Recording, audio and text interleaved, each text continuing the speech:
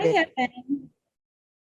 All right, so eto na muna, Gino, bakit pasabay? How did this whole project mount? Yeah, actually, kasi this is since we're co-producing with BTV, actually, they came up with a concept. I wanted to do a story about the pandemic, something about pasabay, diba? So from there, we lifted off, and then a good friend of mine, si Sian Lim, we met over dinner, and then we just started talking about how we wanted things to go, piggybacking off the success of Beauty and the Boss, what we can do here, how do we make this different, how do we make this similar, and how to twist it in a way that people will be so excited for it. And then yeah, people will get to see such a mix of characters because we were able to get also from the previous season of PBB. We also have veteran actors, diba? And now you have one of the best artists, which is Cian Lim, diba? Manding the ship, making sure everything is perfect. And then of course you have Heaven, diba? So all of that together, people will be so shocked on on the product that we will be able to give you guys on September 24th. Alam ko you're very hands-on when it comes to your projects. Also, Zian, grabe, on cam as well as off cam. So, Heaven, Gino, how was Zian? You know, being on top of this, the director, and of course, talking about, the pasabayas, the whole project. For me kasi si Direk Sian, ang maganda kasi sa kanya is naging artist muna siya una. So, alam niya kung paano makipag-usap din sa mga artist, kung paano ipakita yung vision niya for pasabay, diba? So, yan, okay nga talaga si Direk Sian. Sobrang malaki siyang tulong for me and sobrang cool niya lang as a director. Ooh, Direk Zian. Parang bago sa tenga ko yan, di ba? Ayan. O, ikaw naman, Gino, kaibigan mo siya. Pero how did you separate the whole thing na, director mo siya? Was he demanding? Ano, kamusta siya?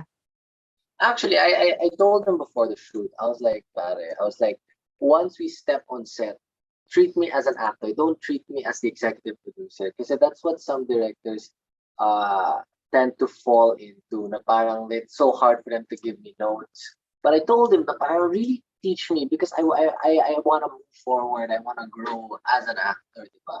But before the set, before we get in on set, he already knows what the shots that I want, the things that are my non-negotiables, and he fixes that. So once he steps on set, imagine before each take, before each scene, he would talk to us or talk to me for at least 20 to 30 minutes. Say like, oh, what do you think about this? What do you think about this? So while they're setting up, he's giving me tips and bits and pieces of what he's learned over his extensive time in the showbiz industry.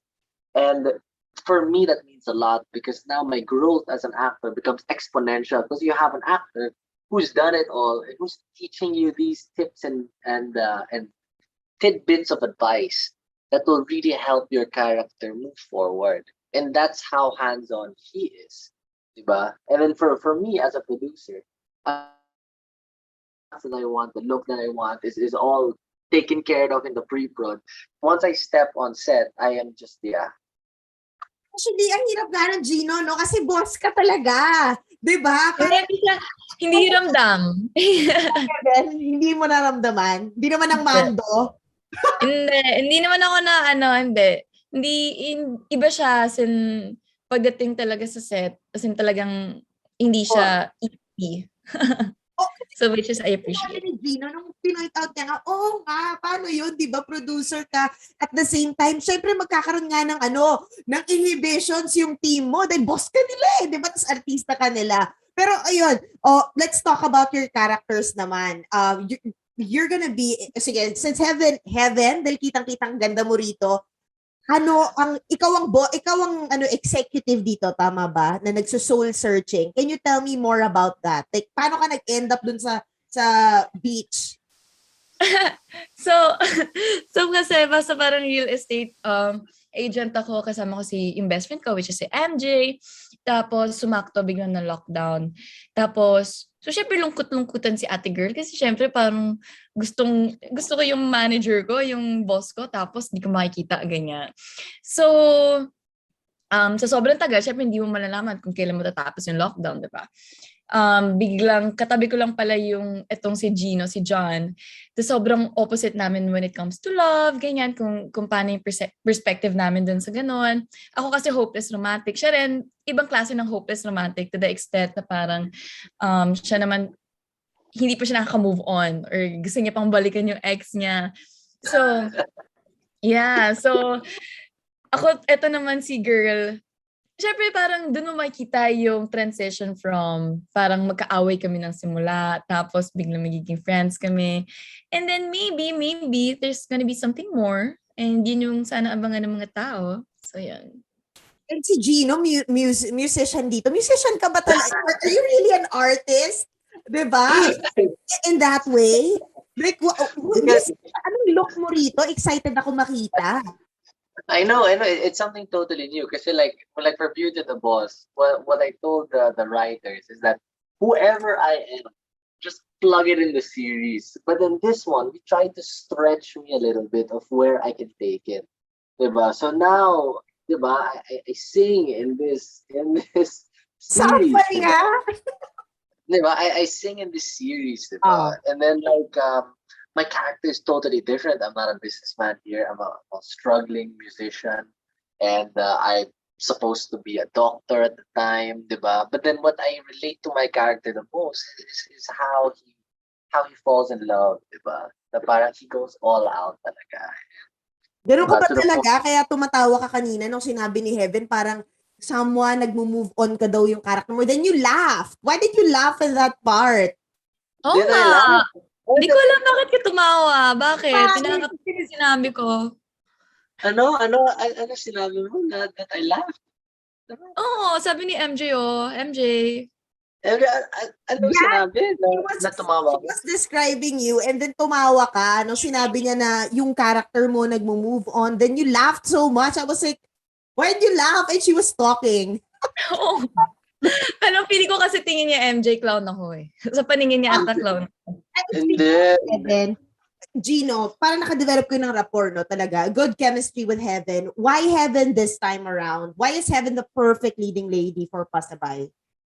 yeah, actually, like, because as a producer, diba, what you want talaga is to have someone that has that kind of chemistry. To have chemistry, kasi if there's no chemistry, how will the series sell? I mean, like, as simple as that, diba?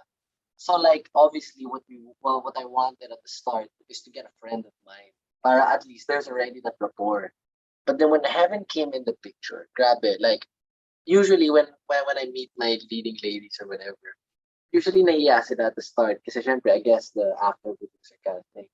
But then when Heaven talked to me for the first time, I mean, I've never met someone so bubbly in my life, grabe. Then I knew na parang this is perfect. Kasi like, imagine, like the essence of Anne, diba? Yes, there are some differences, but I mean, Heaven is so perfect for the role that when I met her for the first time, the way that we interacted, I just knew, diba? And I just hope people get to see that. I think people will. I think so. The way you guys handle the Q&A is like really nice, right? It's very spontaneous. Ikaw, Heaven, kamusta naman bilang leading man to si Gino? Hala. Oo, parang okay nga yung pati yung asaran niyo, nakakatuwa. Sobrang hirap nga eh.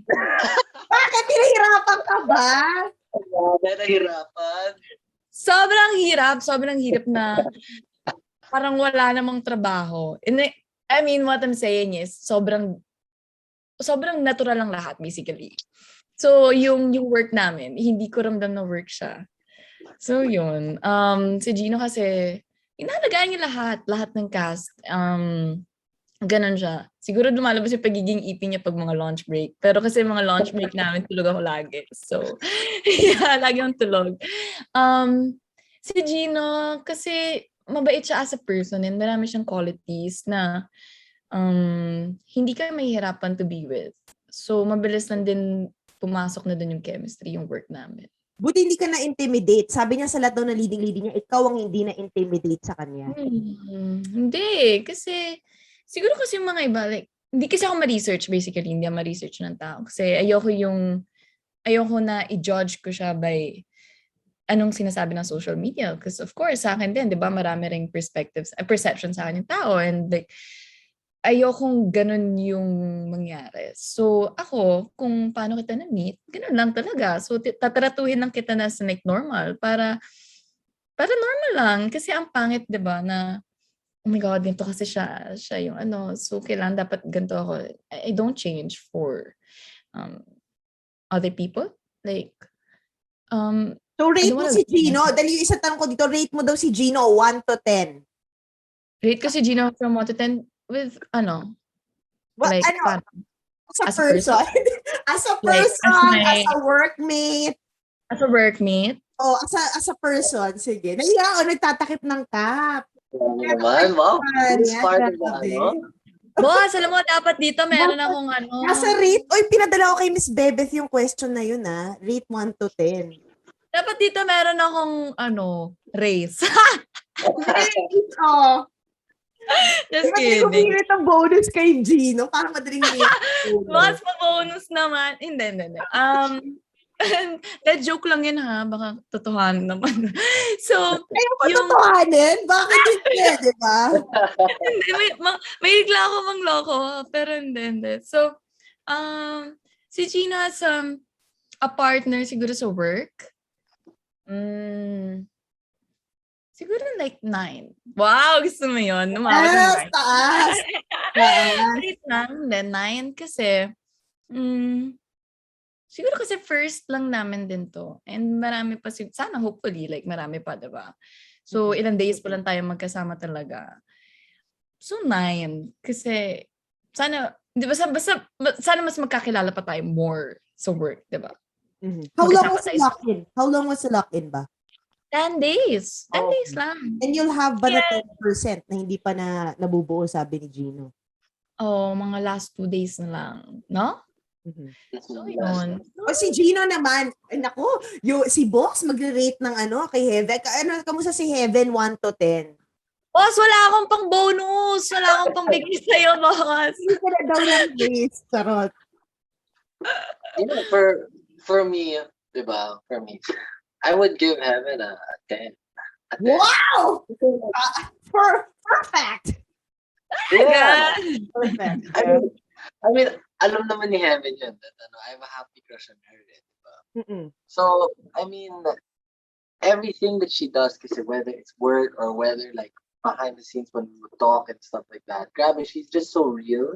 And going back to the mga social media, I mean, knowing Heaven, of what I personally know, people in the social media or the people that are commenting, they cannot be more wrong of who Heaven is. The Heaven that I know, diba? The Heaven that I know is very sweet, very caring, and someone who, who is trying to always be a better person every single day, as we all are, diba? So that's who she is, and she's so bubbly, diba? And I mean, what more can you ask for, diba? So, a 10, of course. Nakakatuwa. Hindi ka ba na-touch doon, Heaven? Imagine mo parang may testimonial na si Gino. Unsolicited testimonial ng pagtatanggol sa'yo in fairness. MJ, alam mo, baka nga yung 9 ko maging 10. I think, guys, palitan na natin. 10 na. Protector ko pala siya. Ganon. Pero wait lang, Gino. Ano yung happy crush? Can you define? Huh? What's a happy crush? What is it? Was that part of the questions that you sent? Parang... No, that's part of what you answered. I'm just doing a follow-up. Heaven knows that I have a happy crush on her. What does that mean? I mean, do you know, Heaven? May sad crush ba? Wait! I don't know. But what does that mean, Gino? Like, when you tell a person you have a happy crush? Yeah, I already told this to Heaven, but like, yeah, I have a happy crush. Like, what is a happy crush? Like, like for me, this is just me, diba? Me as a, Hindi mo sinabi sa akin to, ha? no, I just told her I have a happy crush. Sabihan. I didn't give the definition. But I guess like, diba? Grabe naman. Hindi ko rin alam, MJ. Dito. Ayun, like, diba, a happy crush is someone that you, diba, like I really admire Evan, diba? Diba? I mean, like, Matic na, diba? She's very pretty. She's very cute.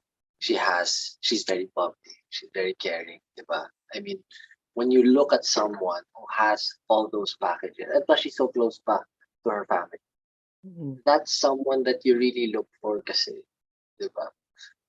Everybody has their negatives in life, even everybody, diba? But parang when I talk to Heaven, like whether it's through message or through this interview or when we see each other live, diba? She just brings so much life in me, and I guess, yeah, that's just how much I admire someone like Heaven. Grabe, ang haba ng hair mo, Heaven. Abot Hong Kong. Kahit lockdown, lumusot. Grabe ah. Thank you. Heaven. Kaya ang dami nagkakagusto sa'yo, girl eh. Sorry, okay, next. Sige, alam mo, need I say more? Hindi na. Ito na. Why is pasabay-pasabay pala? Yun hindi pa nasasagot eh. Hala, go boss. Why pasabay is called pasabay? Actually, the term pasabay was given to us by our co-producers, which is sila. Actually coming from Sila. And then it was our task because pasabay, diba? You buy something online, diba? And then you make it pasabay sa bahay mo. Or if your building is in a lockdown, it's one person who goes to the grocery, comes back, brings all of that stuff, diba? So the challenge was how to introduce the word pasabay and yet make it into a rom-com, diba? And we think we did. I think we did because everybody has made pasabay in the last week, diba? Whether it's food, whether it's buying stuff off the Lazada shop or anywhere, diba? Like Heaven has 1 million tumblers, diba? She has like 1,000 of those water bottles, which I don't understand, diba? Palaki ng palaki.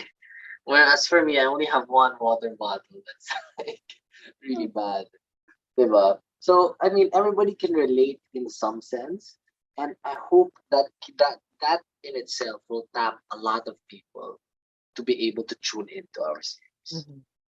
Ako feeling ko mag-tune in sila sa inyong dalawa pa lang. Ang ganda ng chemistry. Nakakatawa kayo. I mean, looking at you guys are very entertaining. Thank you for your time, guys. And congratulations sa project. I'll see you sa press con ninyo. Thanks, Miss Yeah. Nadia. Thank you, guys. Yeah, MJ. Thank you, MJ.